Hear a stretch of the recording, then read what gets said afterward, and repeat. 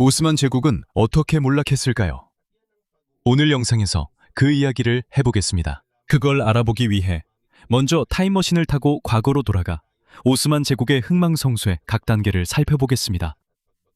그럼 시작해봅시다. 1200년대 후반, 지금의 터키라고 불리는 지역에는 여러 작은 왕국들이 각기 다른 지역을 다스리고 있었습니다. 이 지역의 대부분은 비잔틴 제국이 지배하고 있었지만 점차 그 세력이 약해지고 있었습니다. 이와 동시에 오스만이 이끄는 작은 집단이 점점 강해지고 있었습니다. 그는 비잔틴 제국의 국경 근처에 있는 작은 영토를 다스리던 티르크 지도자였습니다. 그리고 그의 이름에서 오스만이라는 단어가 유래되었습니다. 오스만 국가는 대략 1299년에 시작된 것으로 여겨집니다. 오스만이 1323년 또는 1324년경에 사망하자 그의 아들 오르한과 그 뒤를 이은 오스만 통치자들이 영토 확장을 계속했습니다. 그들은 비잔틴 제국의 많은 영토를 차지했고 남동 유럽의 발칸반도까지 진출했습니다. 하지만 1402년에 성장하던 오스만 국가는 거의 무너질 뻔했습니다. 그들은 중앙아시아의 강력한 통치자 티무르의 군대에게 패배했습니다. 앙카라 전투에서 오스만 술탄 바예지드 1세가 포로로 잡혔습니다. 권력을 잡던 바예지드가 포로로 잡힌 후 그의 아들들은 누가 다음 술탄이 될지를 두고 다투었습니다. 몇 년 동안 오스만 국가는 혼란스러웠습니다. 하지만 결국 메흐메드 1세가 그의 형제들을 이기고 다시 영토를 통합했습니다. 오스만 제국은 다시 일어나 확장을 계속했고 그들의 가장 중요한 목표 중 하나는 콘스탄티노플이었습니다. 이곳은 비잔틴 제국의 수도이자 유럽과 아시아 사이에서 가장 중요한 도시 중 하나였습니다. 1453년 술탄 메흐메드 2세가 공격했습니다. 오스만 군대는 도시의 견고한 성벽을 상대로 대형 대포를 사용했습니다. 1453년 5월 29일 오스만 군대는 콘스탄티노플을 점령했습니다. 이렇게 해서 비잔틴 제국은 멸망했고 그 도시는 오스만 제국의 수도가 되었습니다. 이곳이 콘스탄티노플입니다. 우리가 오늘날 이스탄불로 알고 있는 도시입니다. 이후 오스만 제국은 더욱 강력해졌습니다. 1512년 셀림 1세가 오스만 제국의 새로운 술탄이 되었습니다. 그의 통치 기간 동안 오스만 제국은 시리아와 이집트를 정복했습니다. 이후 메카와 메디나, 이슬람에서 가장 신성한 두 도시도 오스만 제국의 지배하에 들어갔습니다. 이로 인해 오스만 제국은 더욱 넓어지고 강력해졌습니다. 하지만 오스만 제국은 1520년에 술레이만 대제가 술탄이 되면서 더욱 강력해졌습니다. 그의 통치 시기에 오스만 제국의 권력은 최고조에 달했습니다. 유럽에서는 그를 술레이만 대제라고 불렀습니다. 그의 막강한 권력과 업적 때문이었습니다. 오스만 세계에서는 그를 카누니, 즉 법률 제정자라고도 불렀는데 그의 법률 때문이었습니다. 술레이만 대제의 통치 아래 제국은 더욱 확장되었습니다. 1526년 오스만 군대는 모아치 전투에서 헝가리를 물리쳤습니다. 이것은 헝가리 왕국에게 큰 패배였고 이후 몇 년 동안 오스만이 헝가리의 대부분을 지배하게 되는 계기가 되었습니다. 하지만 오스만 제국이 헝가리 전체를 정복한 것은 아니었습니다. 헝가리의 일부 지역은 합스부르크 가문이 지배하게 되었습니다. 그럼에도 불구하고 1529년 술레이만의 군대는 오스트리아의 합스부르크 가문의 중요한 도시인 비엔나까지 진격했습니다. 그들은 비엔나를 점령하려고 시도했지만 포위 공격은 실패로 끝났습니다. 오스만 군대가 겪은 문제 중 하나는 앞천후와 멀리 떨어진 곳까지 무거운 장비와 보급품을 운반하는데 어려움을 겪었다는 점입니다. 비엔나를 점령하지는 못했지만 그 공격은 오스만 군대가 유럽에서 얼마나 멀리까지 진출했는지를 보여주었습니다. 오스만 제국은 동쪽에서도 세력을 확장했습니다. 술레이만의 군대는 이란의 사파비 왕조로부터 바그다드와 이라크의 대부분 지역을 점령했습니다. 오스만 해군도 지중해에서 강력했고 북아프리카의 많은 지역을 지배했습니다. 하지만 술레이만은 전쟁만 한 것이 아니었습니다. 그는 제국의 많은 법률도 정비했습니다. 오스만 제국의 영토가 매우 넓었기 때문에 세금, 토지, 범죄, 행정에 관한 더 명확한 규칙이 필요했습니다. 그래서 정부는 많은 법률을 정비하고 통합하여 제국 전체에 더 쉽게 시행할 수 있도록 했습니다. 술레이만도 건축, 문학, 예술을 크게 지원했습니다. 그의 시대에 많은 모스크, 학교, 병원, 그리고 다른 공공 건물들이 세워졌습니다. 그 당시 가장 유명한 건축가 중 한 명은 미마르 시난이었습니다. 경제, 군사, 문화의 힘 덕분에 술레이만 시대는 종종 오스만 제국의 황금기로 불립니다. 술레이만은 1566년에 사망했지만 그의 죽음이 오스만 제국의 갑작스러운 약화를 의미하지는 않았습니다. 오스만 제국은 그 후로도 오랜 기간 동안 매우 강력하게 남아 있었습니다. 사실 그의 시대가 끝난 후에도 오스만 제국의 영토는 여전히 넓었고 경제도 여전히 컸습니다. 하지만 앞으로 몇 세기 동안 더 커질 몇 가지 문제가 나타나기 시작했습니다. 1571년 오스만 해군은 레판토 해전에서 신성 동맹에게 패배했습니다. 신성 동맹은 스페인, 베네치아, 교황령 등 여러 기독교 국가들로 이루어진 연합체였습니다. 오스만 제국은 이 전투에서 많은 배와 인명을 잃었습니다. 하지만 패배 후 오스만 제국은 빠르게 많은 군함을 다시 건조했습니다. 그래서 그들은 여전히 해상에서 강한 세력을 유지할 수 있었습니다. 하지만 이 전투는 유럽 연합군이 오스만 제국의 대규모 함대를 물리칠 수 있다는 것을 보여주었기 때문에 중요했습니다. 시간이 지나면서 오스만 제국 내부의 정부와 군대에도 문제가 생기기 시작했습니다. 오스만 군대에서 가장 중요한 집단 중 하나는 예니체리였습니다. 예전에는 그들이 술탄에게 직접 복무하는 고도로 훈련된 병사들로 유명했습니다. 하지만 그들의 권력이 커지면서 정치에도 관여하기 시작했습니다. 1622년에 예니체리들은 술탄 오스만 2세가 군대의 개혁을 시도하자 그를 살해했습니다. 이것은 제국 내에 자신들의 위치가 위협받을 때 술탄조차 막을 수 있는 집단이 이미 존재한다는 것을 보여주었습니다. 이러한 문제들에도 불구하고 오스만 제국은 여전히 중앙 유럽에 대한 통제력을 다시 확장하려고 시도했습니다. 1683년에 오스만 군대가 다시 비엔나를 공격했지만 또다시 도시를 점령하는 데 실패했습니다. 그 후 여러 유럽 강대국들이 오스만 제국에 맞서 힘을 합쳤습니다. 대규모 전쟁인 대터키 전쟁이 시작되었습니다. 이 전쟁은 1699년까지 계속되었습니다. 오스만 제국은 많은 전투에서 승리하지 못해 중앙 유럽의 많은 영토를 잃게 되었습니다. 전쟁은 1699년 칼로비츠 조약으로 끝났습니다. 그래서 헝가리의 대부분과 오스만 제국의 옛 영토들이 합스부르크 제국으로 넘어가게 되었습니다. 이것은 큰 변화였으며 오스만 제국이 유럽에서 계속 확장하는 대신에 영토를 잃게 된 것입니다. 오스만 제국은 이제 큰 영토를 내어줄 수밖에 없었습니다. 1700년대에 접어들면서 오스만 정부는 이 거대한 제국을 통제하는 것이 점점 더 어려워졌습니다. 지역 지도자들이 점점 더 강해졌고 정부의 일부에서는 부패도 발생하기 시작했습니다. 누가 권력을 쥐고 있는지를 둘러싼 반란과 논쟁도 일어났습니다. 이와 동시에 오스만 제국의 적들, 특히 러시아와 오스트리아가 더욱 강해졌습니다. 그래서 몇몇 술탄들은 군대와 정부를 개혁하려고 시도했습니다. 그들은 오스만 제국을 다시 강하게 만들고 싶었습니다. 하지만 이 일을 하는 것은 어려웠습니다. 왜냐하면 자신의 지위와 권력을 잃기 싫어하는 강력한 집단들이 있었기 때문입니다. 변화를 시도한 술탄 중 한 명은 무스타파 3세였습니다. 그는 1757년에 술탄이 되었습니다. 그는 군대를 강화하려고 시도했고 외국 군사 전문가들의 도움을 받았습니다. 그리고 오스만 제국이 다시 러시아와 전쟁을 벌이게 되면서 변화는 아직 끝나지 않았습니다. 1768년에 대규모 러시아 터키 전쟁이 시작되었습니다.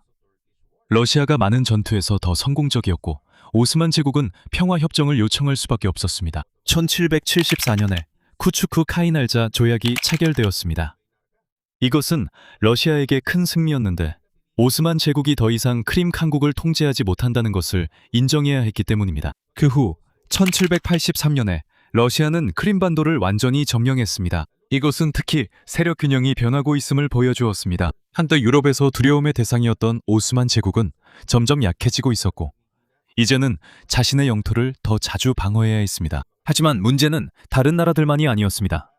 이집트도 반기를 들었습니다. 그리고 발칸반도도 마찬가지였습니다. 그들만의 군대가 있었고 세금도 직접 걷고 있었습니다. 때로는 이스탄불에 있는 오스만 정부의 명령도 따르지 않았습니다. 이런 상황 속에서 1789년에 셀림 3세가 술탄이 되었습니다. 그는 오스만 제국이 유럽의 다른 나라들에게 뒤처지지 않으려면 반드시 개혁이 필요하다는 것을 알고 있었습니다. 그는 정부, 경제, 그리고 특히 군대를 개혁하려고 노력했습니다. 그가 한 가장 큰 업적 중 하나는 새로운 군대를 창설한 것이었습니다. 이 군대는 니잠 이 제디드 또는 신질서라고 불렸습니다. 새로운 군대는 유럽에서 사용되는 것과 비슷한 더 현대적인 무기와 훈련을 사용했습니다.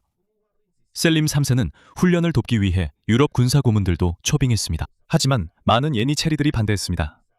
예니체리들은 오스만 제국의 옛 정예병사들이었습니다. 그들은 새로운 군대가 강해지면 자신들의 일자리, 돈, 그리고 권력을 잃을까봐 두려워했습니다. 1807년에 예니체리들이 반란을 일으켰습니다.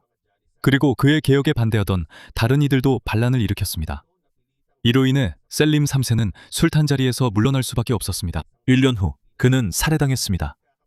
오스만 정부에 문제가 생기는 동안 발칸반도의 일부 지역에서는 독립을 요구하기 시작했습니다. 1804년에 세르비아인들이 오스만 지배에 맞서 반란을 일으켰습니다. 그들의 투쟁은 여러 해 동안 계속되었고 결국 점차적으로 자치권을 얻게 되었습니다. 1821년에는 그리스인들이 반란을 일으켰습니다. 오스만 제국은 반란을 진압하려 했지만 전투는 계속되었습니다. 오스만 군대가 어려움을 겪자 술탄은 이집트의 강력한 통치자 무함마드 알리에게 도움을 요청했습니다. 이집트는 아직 오스만 제국의 일부였지만 거의 독립 상태였습니다. 이때 이집트가 군대를 파견했고 그리스 반란은 거의 진압될 뻔했습니다. 하지만 영국, 프랑스, 러시아가 개입했습니다. 잠시 유럽에는 그리스의 독립을 지지하는 사람들이 많았습니다. 1827년 영국, 프랑스, 러시아의 연합해군이 나바리노 해전에서 오스만과 이집트 함대를 격파했습니다. 이 일 이후로 오스만 제국이 그리스의 독립을 막는 것은 더욱 어려워졌습니다. 1830년대 초 그리스는 독립국가가 되었습니다. 이것은 오스만 제국에게 또 한 번의 큰 손실이었습니다. 하지만 오스만 정부는 제국을 개혁하려는 시도를 포기하지 않았습니다. 1839년에 탄지마트라고 불리는 오랜 개혁의 시대가 시작되었습니다. 이 개혁의 목적은 정부, 군대, 교육, 그리고 법률 제도를 더 효율적이고 현대적으로 만드는 것이었습니다. 제국 내 무슬림, 기독교인, 유대인 시민들에게도 법 아래에서 더 평등한 보호를 제공하려는 시도도 있었습니다. 철도, 전신선, 현대적인 항구도 건설했습니다. 새로운 학교를 열고 오스만 제국을 더 현대적으로 만들기 위한 다양한 프로젝트도 진행했습니다. 하지만 이런 변화들은 엄청난 비용이 들었습니다. 오스만 정부는 유럽은행에서 많은 돈을 빌렸습니다. 군사와 다른 프로젝트에 계속해서 지출하면서 빚이 점점 더 늘어났습니다. 1850년대에는 또 다른 큰 문제가 있었습니다. 오스만 제국은 크림 전쟁이라고 불리는 전쟁에서 다시 러시아와 싸웠습니다. 이번에는 영국과 프랑스가 오스만 제국을 도왔는데 그 이유는 러시아가 너무 강해지는 것을 원하지 않았기 때문입니다. 러시아가 패배했지만 오스만 제국이 승리할 수 있었던 큰 이유는 영국과 프랑스의 도움이었습니다. 한편 제국의 빚은 계속해서 늘어났습니다. 1870년대에 이르자 오스만 정부의 수입 중 상당 부분이 빚을 갚는 데 쓰이게 되었습니다. 1875년 오스만 정부는 더 이상 모든 빚을 완전히 갚을 수 없다고 선언했습니다. 유럽에서 많은 금액을 빌렸기 때문에 외국 채권자들은 오스만 제국의 재정에 더 많이 간섭하게 되었습니다. 1881년 오스만 공공부채관리국이 설립되었습니다. 이 조직은 일부 오스만 세금을 직접 징수하여 외국 채권자들에게 빚을 갚는 데 사용할 수 있는 권한을 가졌습니다. 이 말은 오스만 정부가 자국의 재정에 대한 일부 통제권을 잃었다는 뜻입니다. 동시에 영토도 계속해서 상실되고 있었습니다. 발칸반도에서 다시 반란이 일어났고 러시아와의 새로운 전쟁도 벌어졌습니다. 이로 인해 오스만 제국은 더 많은 영토를 잃었지만 제국이 즉시 붕괴된 것은 아니었습니다. 이 제국은 20세기 초까지 이어졌습니다. 마지막 큰 타격은 제1차 세계대전 때 찾아왔습니다. 1914년 오스만 제국은 독일과 그 동맹국 편에 서서 전쟁에 참전했습니다. 1918년에 그들의 편이 패배했습니다. 전쟁이 끝난 후 승전국들은 많은 오스만 제국의 옛 영토를 점령하고 분할했습니다. 오스만 술탄제는 1922년에 완전히 폐지되었습니다. 1년 후 터키 공화국이 설립되었습니다. 여기서 600년이 넘는 오스만 제국의 통치 역사가 끝났습니다. 하지만 여전히 큰 의문이 남아 있습니다. 오스만 제국이 실제로 약해지기 시작한 시점은 언제였을까요? 예전에는 일반적으로 1566년 술레이만 대제가 사망한 후 오스만 제국의 쇠퇴가 바로 시작되었다고 말하곤 했습니다. 하지만 많은 현대 역사가들은 이 문제를 그렇게 단순하게 보지 않습니다. 술레이만 이후에도 오스만 제국은 100년이 넘도록 강력한 국가로 남아 있었습니다. 오스만 제국은 대규모 군사작전을 벌였고 1683년에는 다시 한번 빈을 점령하려고 시도하기도 했습니다. 그래서 일부 역사학자들은 오스만 제국의 큰 몰락이 1600년대 후반에 데티르크 전쟁과 칼로비츠 조약 이후에 더 뚜렷하게 시작됐다고 봅니다. 그리고 이제 여기까지 왔습니다. 지금 가장 큰 질문은 왜 오스만 제국이 여러 번 개혁을 시도했음에도 불구하고 완전히 회복하지 못했느냐는 것입니다. 그 이유 중 하나는 군대에 있습니다. 초기 시절 오스만 군대의 가장 큰 강점 중 하나는 대포의 사용이었습니다. 강력한 대포는 420년에 콘스탄티노플을 점령할 때 큰 도움이 되었습니다. 하지만 시간이 지나면서 유럽의 나라들도 배워갔습니다. 그들의 대포, 무기, 그리고 전투 방식이 점점 더 발전했습니다. 유럽인들은 전장에 더 쉽게 옮길 수 있는 더 작은 대포도 만들었습니다. 유럽의 요새들도 더 좋아졌습니다. 벽이 더 두껍고 더 낮아져서 대포로 파괴하기가 더 어려워졌습니다. 야니체리들도 마찬가지였습니다. 처음에 야니체리들은 오스만 제국에서 가장 뛰어난 군인 중 일부였습니다. 옛날에는 많은 야니체리들이 발칸반도에서 모집되었습니다. 이 소년들은 데부시르메라고 불리는 제도 하에 데려왔습니다. 그들은 훈련을 받고 오스만 제국의 군인이나 관리로 만들어졌습니다. 야니체리로 선발된 이들은 엄격한 군사훈련을 받았습니다. 이들은 정기적으로 훈련하고 술판을 위해 직접 일했기 때문에 오스만 군대에서 매우 강력한 존재가 되었습니다. 당시 대부분의 다른 나라들은 대규모 상비군이 없었습니다. 훈련된 야니체리를 보유하는 것은 큰 이점이었습니다. 하지만 시간이 지나면서 야니체리들은 변화하기 시작했습니다. 야니체리의 수가 늘어나면서 예전에 엄격했던 입단 기준이 완화되었습니다. 그들 중 많은 이들이 다른 사업에 손을 대거나 정치에서 더 큰 역할을 하게 되었습니다. 유럽의 다른 나라들이 더 현대적인 군대를 만드는 동안 야니체리들은 변화시키기가 점점 더 어려워졌습니다. 많은 야니체리들은 개혁을 반대했습니다. 왜냐하면 그로 인해 자신의 일자리, 수입, 그리고 권력을 잃을 수 있었기 때문입니다. 그래서 한때 오스만 제국을 강화하는 데 도움을 주었던 이 집단이 군대 개혁에 있어 가장 큰 장애물 중 하나가 되었습니다. 우리는 셀림 3세가 새로운 현대식 군대를 만들었을 때 이 상황을 이미 본 적이 있습니다. 야니체리들이 반란을 일으켰고 그는 권력을 잃었습니다. 하지만 문제는 거기서 끝나지 않았습니다. 다음 술탄인 마흐무드 2세는 야니체리의 힘이 너무 강한 한 군대를 개혁할 수 없다고 믿었습니다. 그래서 그는 자신에게 충성하는 새로운 부대를 조심스럽게 준비했습니다. 1826년 마흐무드 2세가 군대를 개혁하려 하자 야니체리들이 다시 한번 반란을 일으켰습니다. 하지만 이번에는 술탄이 준비되어 있었습니다. 마흐무드 2세는 자신의 군인들에게 야니체리와 맞서 싸우라고 명령했습니다. 많은 야니체리들이 죽거나 체포되거나 쫓겨났습니다. 이후 야니체리 군단은 완전히 해체되었고 이 사건은 상스러운 사건이라고 불렸습니다. 야니체리가 사라진 후 마흐무드 2세는 더 강력한 새로운 군대를 만들었습니다. 이 군대는 현대적인 훈련과 조직을 갖추고 있었습니다. 하지만 큰 장애물이 사라졌음에도 불구하고 오스만 제국에는 여전히 많은 문제가 남아 있었습니다. 그 중 하나가 경제였습니다. 오스만 제국이 과거에 성장할 때 국제무역에서 큰 이익을 얻었습니다. 왜냐하면 오스만 제국은 유럽, 아시아, 중동의 중간에 위치해 있었기 때문입니다. 아시아에서 온 많은 상품들이 유럽에 도달하기 전에 오스만이 통제하는 지역을 거쳐야 했습니다. 하지만 1400년대 후반과 16세기에 들어서면서 유럽 탐험가들이 아시아로 가는 새로운 해상 경로를 발견했습니다. 1498년 포르투갈의 바스코 다 가마가 남아프리카를 돌아 인도에 도착했습니다. 이로 인해 유럽 상인들은 배를 이용해 직접 인도양에 도달할 수 있게 되었습니다. 또한 유럽이 아메리카에 식민지를 세우기 시작하면서 대서양 무역도 성장했습니다. 오스만 제국의 무역이 갑자기 사라진 것은 아니었고 오스만의 도시와 항구는 여전히 중요했지만 국제경제가 변화하면서 유럽 상인들이 이용할 수 있는 다른 경로가 더 많아졌습니다. 이와 동시에 16세기에는 유럽과 오스만 제국 모두에서 큰 인플레이션이 발생했습니다. 아메리카에서 엄청난 양의 은이 유럽 경제로 들어왔고 이 은이 오스만 시장에도 퍼졌습니다. 은이 많아질수록 음식과 다른 상품의 가격이 올랐습니다. 문제는 이것은 급여가 바로 오르지 않는 군인들과 공무원들에게 문제가 되었습니다. 그들의 실제 소득 가치가 줄어들면서 불만과 혼란이 생겼습니다. 하지만 더 큰 문제는 산업혁명이 시작되면서 찾아왔습니다. 1700년대 후반부터 영국을 시작으로 유럽의 다른 지역에도 공장과 기계가 빠르게 늘어났습니다. 이제 천을 훨씬 더 빠르게 생산할 수 있게 되었습니다. 산업화된 국가들은 무기와 다른 제품들도 더 많이 생산할 수 있게 되었습니다. 또한 더 많은 철도를 건설할 수 있었습니다. 증기선과 현대적인 군사 장비도 만들 수 있게 되었습니다. 오스만 정부도 1800년대 현대적인 공장을 세우려고 시도했습니다. 유럽에서 기계와 숙련된 노동자들도 데려왔습니다. 그래서 오스만 제국이 산업화를 전혀 하지 않았다는 것은 사실이 아닙니다. 하지만 오스만 제국의 산업 성장은 영국에 비해 더 작고 더 느렸습니다. 프랑스와 독일에 비해서도 마찬가지였습니다. 오스만 제국의 많은 사람들은 여전히 농업과 전통적인 수공업에 종사하고 있었습니다. 한편 산업화된 유럽에서 온 매우 많은 값싼 상품들이 오스만 시장에 들어오기 시작했습니다.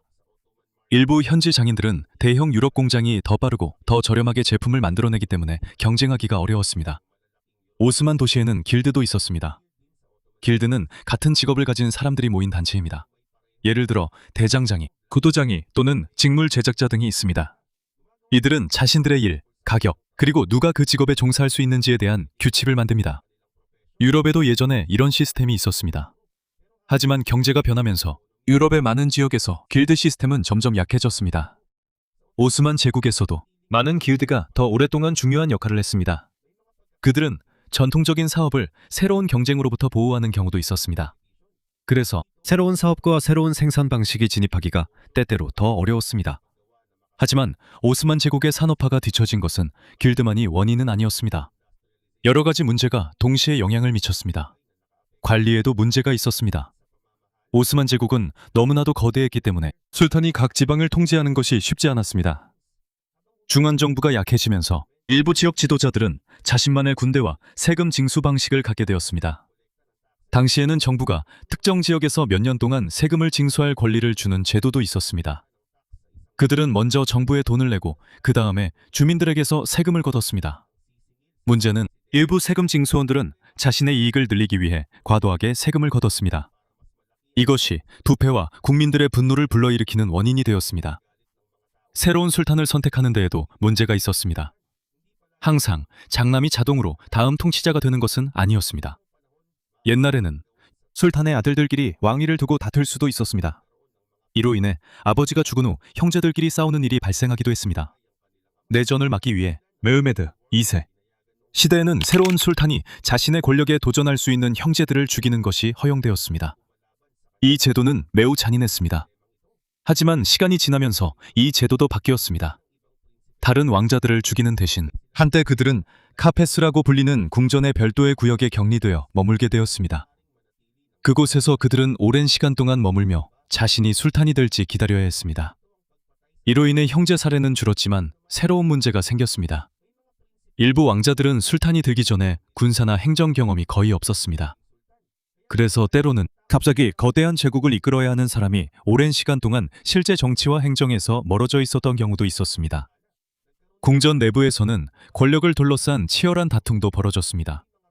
왕족과 정부 관리들, 군 지도자와 바른 권력자들도 술탄에게 영향력을 행사하려 했습니다. 왕실의 여성들 중에서도 정치적으로 매우 강력한 인물이 있었습니다. 17세기 에케르심 술탄이 대표적인 예입니다.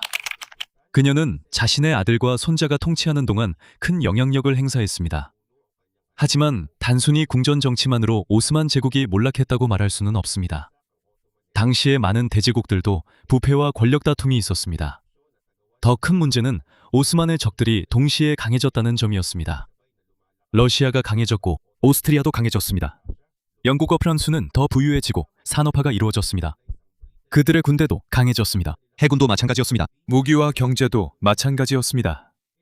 한편 오스만 제국은 발칸에서 중동, 북아프리카에 이르는 광대한 영토를 보호해야 했습니다. 그래서 큰 전쟁마다 막대한 자금과 수많은 병력이 필요했습니다. 만약 그들이 패배한다면 그들은 영토와 세수입을 잃게 됩니다. 정부의 수입이 줄어들면 군대의 자금을 대기가 더 어려워집니다. 군대가 약해지면 다시 영토를 잃기가 더 쉬워집니다.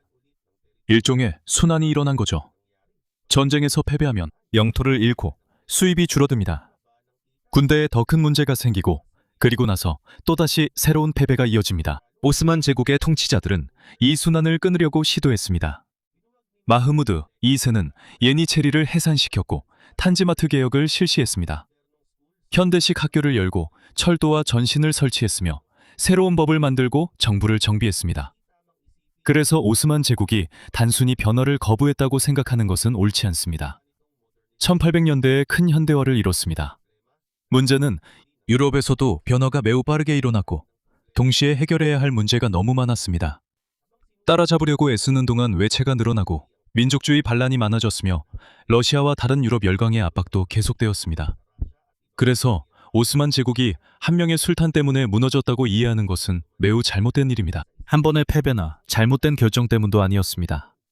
제국이 어느 날 갑자기 약해진 것도 아닙니다. 아주 오랜 시간에 걸쳐 아주 천천히 일어난 일이었습니다. 그리고 쉐테라는 단어조차도 역사학자들 사이에서 여전히 논쟁거리입니다. 슐레이만 이후에도 오스만 제국의 경제와 정부가 여전히 강했던 시기가 있었습니다. 그래서 많은 역사학자들은 오스만 제국의 역사의 일부를 변화와 적응의 시기로 보는 것을 선호합니다. 단순히 계속되는 몰락이 아니라는 것이죠. 하지만 1700년대 후반과 1800년대에 이르러서는 문제가 더 분명해졌습니다. 다른 나라들이 더 빠르게 강해졌고 오스만 제국의 광대한 영토를 통제하기가 점점 더 어려워졌습니다. 경제의 많은 부분이 서유럽의 산업 성장에 뒤처졌고 각종 반란과 전쟁이 제국을 더욱 약화시켰었습니다. 한때 비엔나까지 거대한 군대를 보낼 수 있었던 오스만 제국은 결국 자신을 지키기 위해 다른 유럽 열강의 도움을 요청해야 하는 지경에 이르렀습니다. 더 이상 유럽을 정복할 수 있느냐가 아니라 오스만 제국이 얼마나 더 버틸 수 있느냐가 문제였습니다. 그리고 제1차 세계대전이 닥쳤을 때 제국은 또 한 번의 대규모 전쟁을 견딜 수 없었습니다. 그 이후 600년이 넘는 오스만 제국의 통치는 끝이 났습니다. 그 몰락은 한 제국이 갑자기 약해진 이야기가 아닙니다. 이것은 거대한 제국이 빠르게 변화하는 군사와 시대의 흐름을 따라가지 못해 어려움을 겪은 이야기입니다. 경제, 세계, 기술과 정치,